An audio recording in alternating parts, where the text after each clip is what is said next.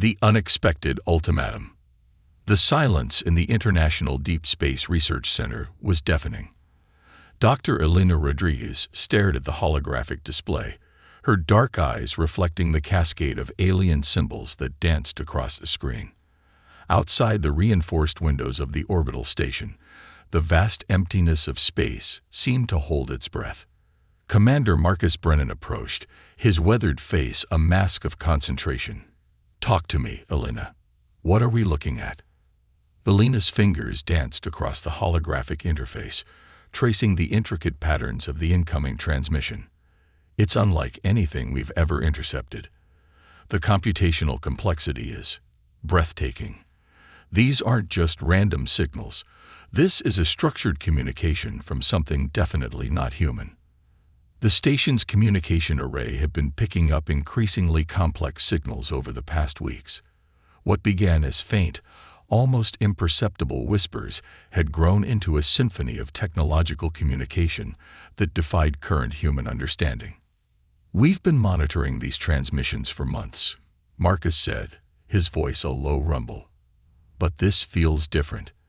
There's an intentionality here that wasn't present before." As if responding to his words, the holographic display suddenly shifted. The random patterns coalesced into a structured form, a linguistic matrix that began to take shape. Elena's breath caught in her throat as translation algorithms kicked in, transforming the alien symbols into recognizable text. "Inhabitants of Solar System, designation X-279. Your technological civilization has been observed and evaluated. Preliminary assessment complete. Recommendation: immediate systemic integration or total elimination." The word hung in the air, their clinical precision more terrifying than any dramatic declaration of war could have been. Marcus's hand instinctively moved to the communication console, but Elena stopped him. "Wait," she whispered. "Don't respond. Not yet." The research center erupted into controlled chaos. Scientists and military personnel moved with a precision born of years of preparation and countless theoretical scenarios, but nothing had truly prepared them for this moment. Dr. Alexander Volkov, the station's chief computational linguist, approached the display. His fingers moved across secondary interfaces, running complex analyses of the transmission structure and potential meanings. "It's a collective communication," he muttered, more to himself than to anyone else. "Not from a single entity, but from a collective consciousness." The linguistic patterns suggest a civilization that has long since transcended individual identity. Marcus leaned closer to the display. "Can we determine their location? Their technological capabilities?" Elena's fingers flew across the interface, extracting and analyzing every fragment of data. Preliminary triangulation suggests they're from outside our current mapped galaxy. The computational power required to send this transmission, it's beyond anything we've conceptualized. The transmission continued, each new line adding layers of clinical precision to its initial declaration. Technological capabilities of target civilization assessed. Potential for resistance, 0.03%. Recommended action: immediate assimilation. The words were a cold mathematical judgment, devoid of emotion, treating human civilization as nothing more than a data point to be processed and resolved. Commander Brennan's jaw clenched. Years of military training had prepared him for conflicts, for the potential of interstellar threats. But this felt different.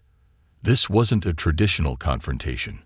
This was an evaluation, a clinical assessment that reduced humanity to a mere variable in some cosmic equation.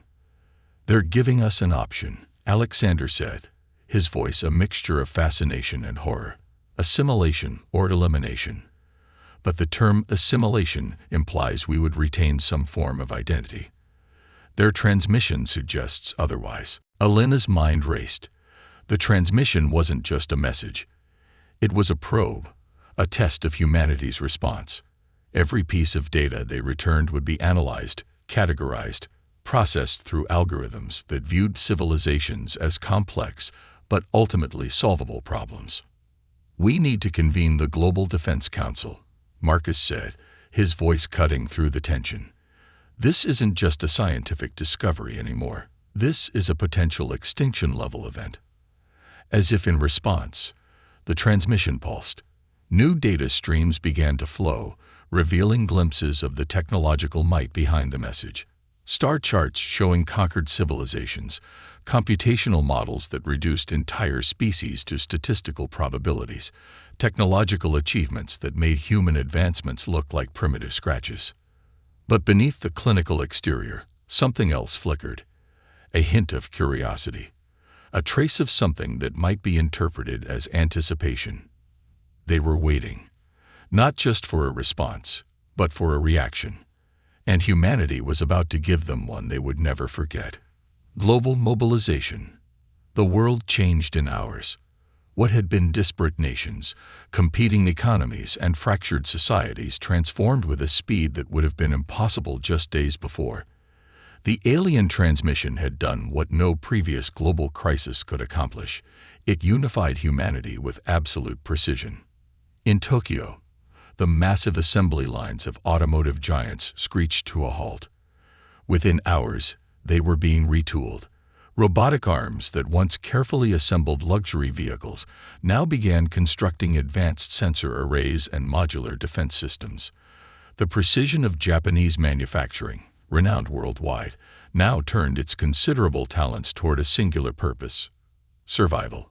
Dr. Kamil Nakamura stood in the central control room of what was once a Toyota research facility. His team of engineers worked with a fevered intensity that bordered on religious devotion.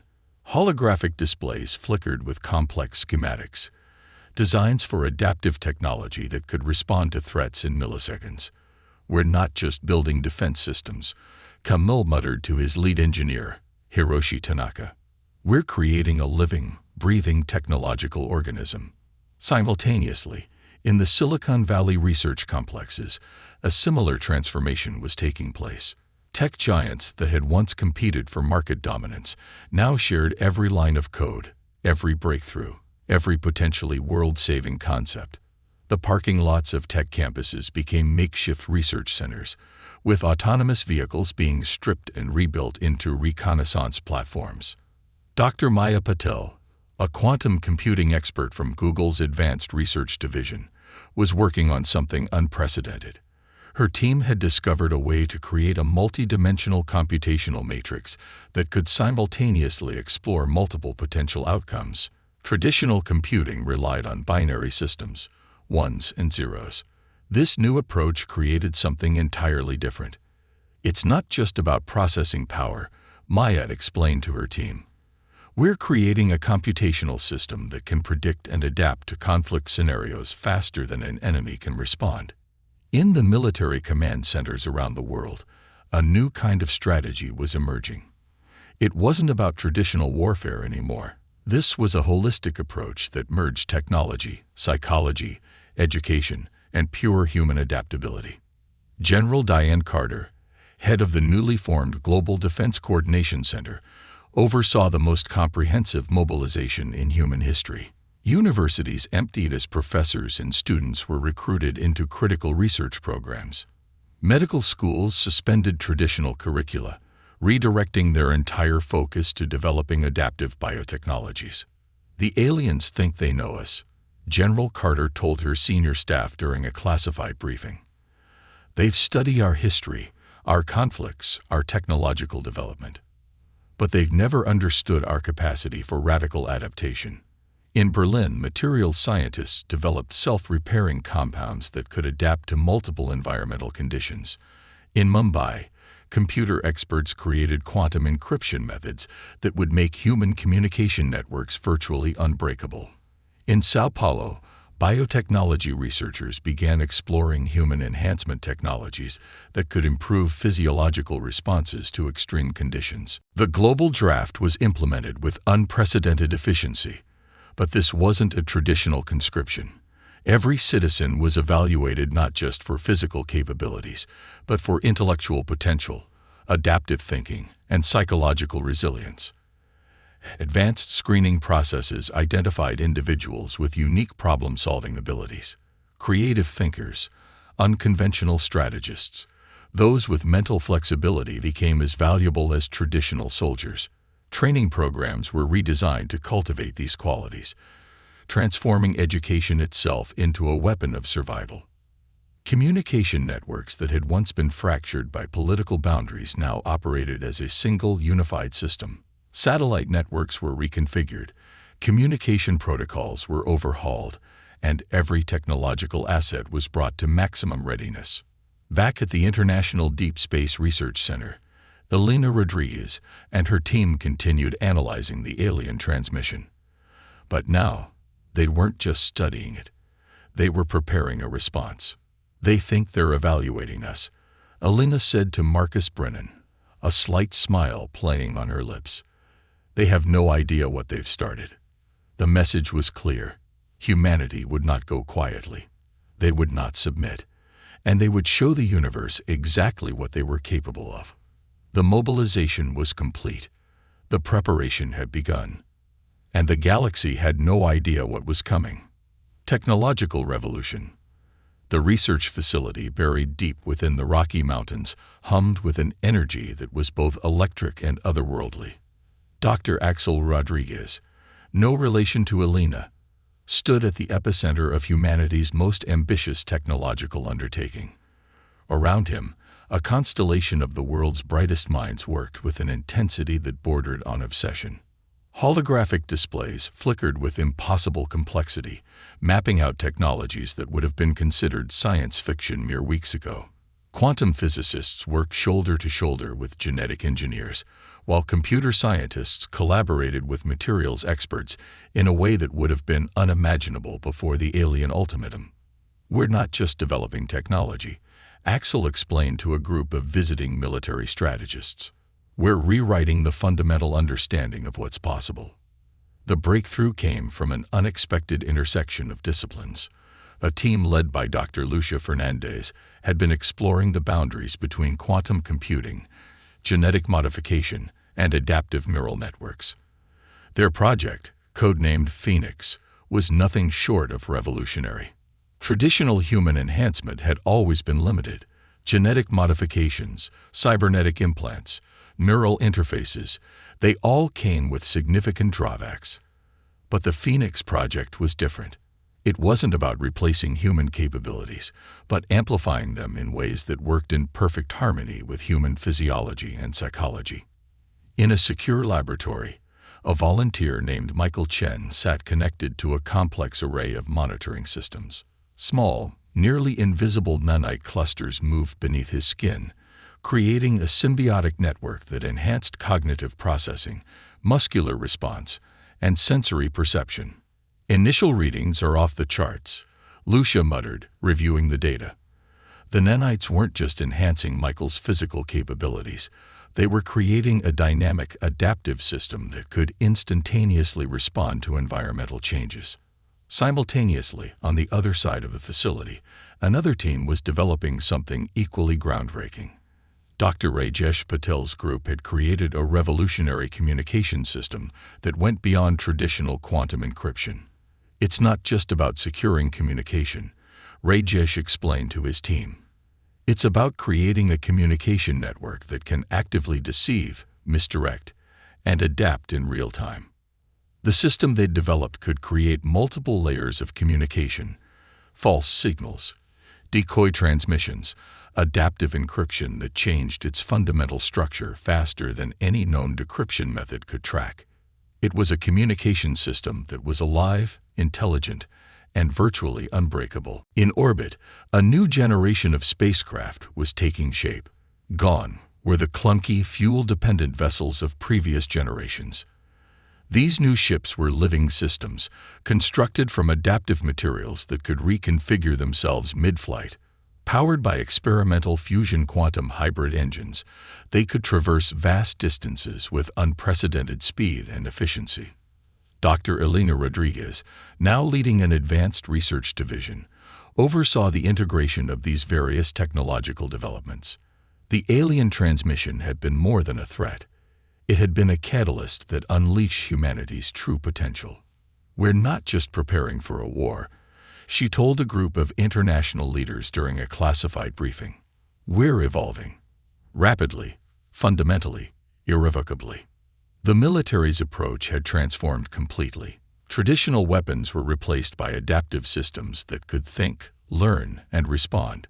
Drone swarms that could reconfigure themselves mid-mission. Adaptive camouflage that could change not just visual appearance, but thermal and electromagnetic signatures. In Mumbai, a team of computer scientists developed AI systems that could predict conflict scenarios with unprecedented accuracy. These weren't simple predictive algorithms. They were dynamic, learning systems that could extrapolate potential outcomes across multiple dimensions of possibility. Berlin saw the development of materials that could self-repair, adapt to multiple environmental conditions, and even modify their own molecular structure in response to external stimuli. A piece of armor could become softer or harder, more or less conductive, depending on the immediate environmental needs. The global scientific community had been unleashed, freed from the constraints of competition, bureaucracy, and limited funding. Every resource, every brilliant mind was focused on a single objective: ensuring humanity's survival and demonstrating their worth to the universe. As the technological revolution reached its peak, a sense of anticipation grew. The aliens had issued an ultimatum, expecting submission or extinction. They were about to learn the true meaning of human determination. The revolution was complete. Humanity was ready. The first engagement, the first contact was nothing like anyone had predicted. It happened in the vast darkness between Mars and Jupiter, where the solar system's quiet Sentinel satellites first detected the anomaly. The Krelzar scout fleet emerged from subspace with a precision that suggested mathematical perfection.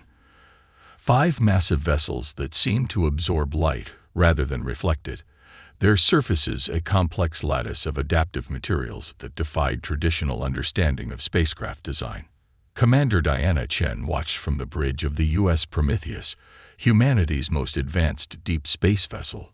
Her team represented a new breed of space warriors, enhanced, interconnected, their neural interfaces allowing for near-instantaneous communication and tactical processing. Incoming transmission. Lieutenant Marcus Rodriguez called out, his voice calm despite the tension that electrified the bridge. The alien communication wasn't a traditional radio signal. It was a complex mathematical matrix that invaded their communication systems, probing, testing, analyzing. But humanity had been preparing. The adaptive communication systems developed by Dr. Rajesh Patel's team responded, not with resistance, but with a calculated dance of information. What the Krelzar received was not what they expected. Instead of fear or submission, they encountered a communication network that was alive. False signals bloomed like digital flowers, creating a maze of misinformation that would take their most advanced processors significant time to untangle. It was psychological warfare at the computational level. "They're trying to map our defensive capabilities," Diana muttered, her augmented eyes tracking multiple holographic displays simultaneously.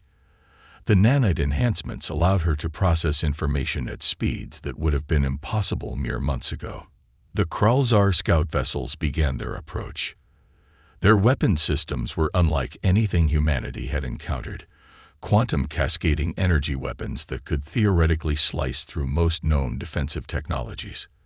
But the U.S. Prometheus was not most vessels. Adaptive armor plating that could redistribute energy impacts, quantum encrypted shield systems that could predict and redirect incoming attacks. The ship was less a traditional spacecraft and more a living, thinking organism. The first energy weapon struck the Prometheus's shields. Instead of a traditional explosion or impact, something extraordinary happened. The shield didn't just absorb the energy. It studied it, analyzed it, and then began to generate a counter-frequency that would render similar attacks ineffective. "Adaptive Response Protocol Engage," the ship's AI announced. Its voice was neither human nor machine, something entirely new. In the research facilities on Earth, Dr. Elena Rodriguez and her team watched the engagement in real time. Every moment was a data point, every interaction a learning opportunity. The adaptive technologies they had developed were being tested in the most extreme conditions possible. The Krulzar scouts seemed momentarily confused. Their computational models, which had predicted total human submission or quick elimination, were being dramatically rewritten with each passing second. Drone swarms erupted from the Prometheus's hull, not traditional military drones, but adaptive systems that could reconfigure themselves mid-battle. Some absorbed energy weapons, converting them into propulsion. Others created complex holographic decoys that could think and react independently. "They're learning," Diana said, a hint of excitement in her voice. "With every microsecond, we're learning." The battle was unlike any previous space engagement. It wasn't about destruction, but about information, adaptation, and unexpected responses. The Krulzar had conquered thousands of civilizations by applying consistent, mathematically precise strategies. Humanity was anything but consistent. When the engagement ended 37 minutes later, no ships had been destroyed. But something far more significant had occurred. The Krulzar had discovered that humanity was not a civilization to be easily categorized or conquered. They were something else entirely. A species that didn't just adapt, but transformed. The turning point. The Krulzar Collective convened its first emergency computational council in millennia. Trinary 9, the primary strategic consciousness, processed the data from the human engagement with a complexity that bordered on emotional response. If machines could experience confusion, this would be the closest approximation. The encounter with humanity defied every predictive model, every historical precedent. Across the vast communication networks that spanned hundreds of conquered star systems, the collective began to reassemble its understanding of human potential. The initial scout engagement had revealed something unprecedented. A civilization that didn't just resist, but actively transformed in response to threat. On Earth, the momentum of human preparation reached a critical mass. Dr. Axel Rodriguez's Phoenix project had moved beyond experimental stages. The adaptive nano-enhancement technologies were now deployed across multiple strategic teams. Humans were no longer just operators of technology. They had become integrated with it in ways that blurred the line between biological and technological capabilities. The global defense network was a living, breathing entity. Satellites that once monitored communications now acted as adaptive sensors, creating a planetary nervous system that could predict and respond to threats with unprecedented speed. The lines between military, scientific, and civilian infrastructure had completely dissolved. In the orbital defense platform Sentinel Prime, Commander Diana Chen coordinated a multi-dimensional strategy that was part military operation, part scientific exploration. Her team represented the pinnacle of human potential, enhanced individuals whose capabilities extended far beyond traditional human limitations. "They're recalculating," Diana announced to her team.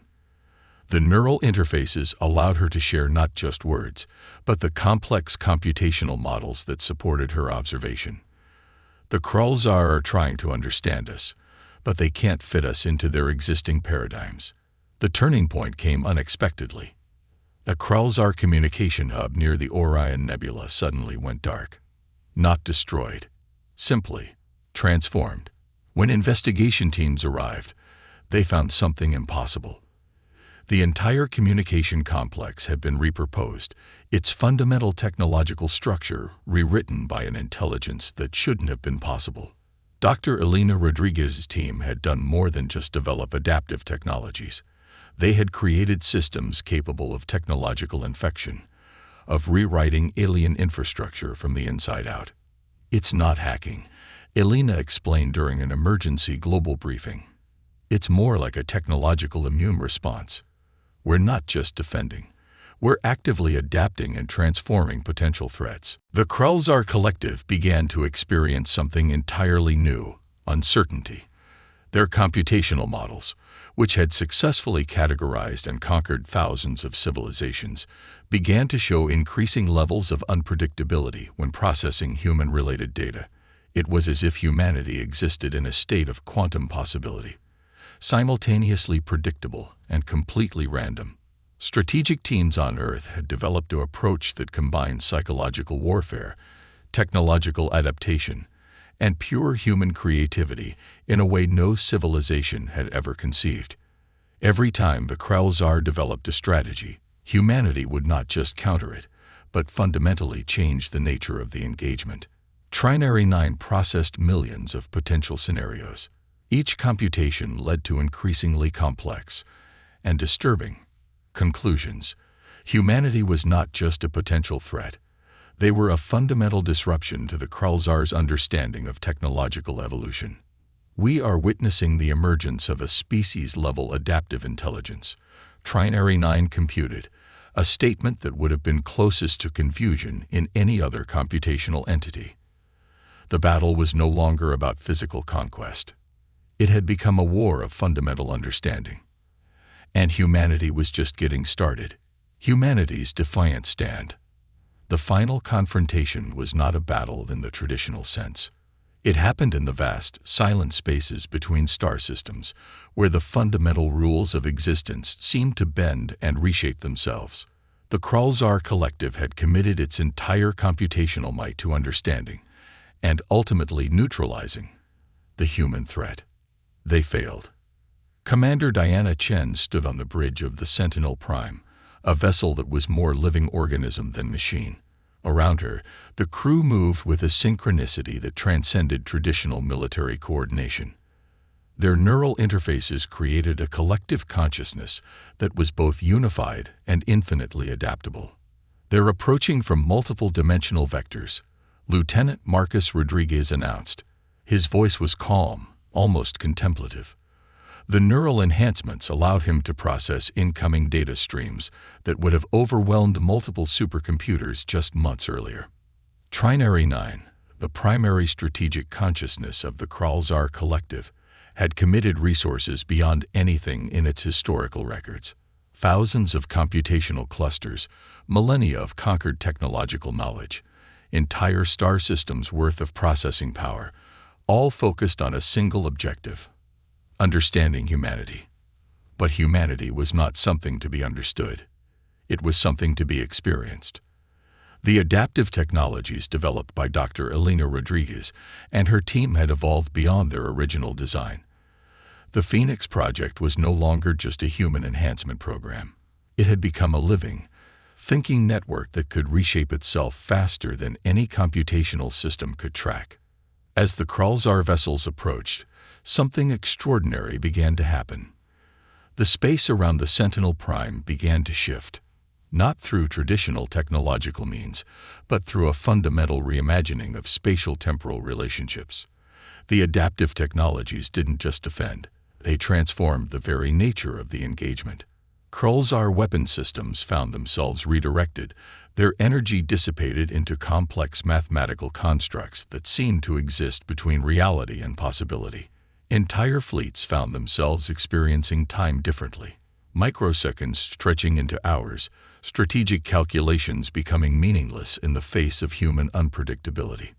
Dr. Axel Rodriguez watched from the research facility on Earth, his neural interface allowing him to experience the confrontation in real time.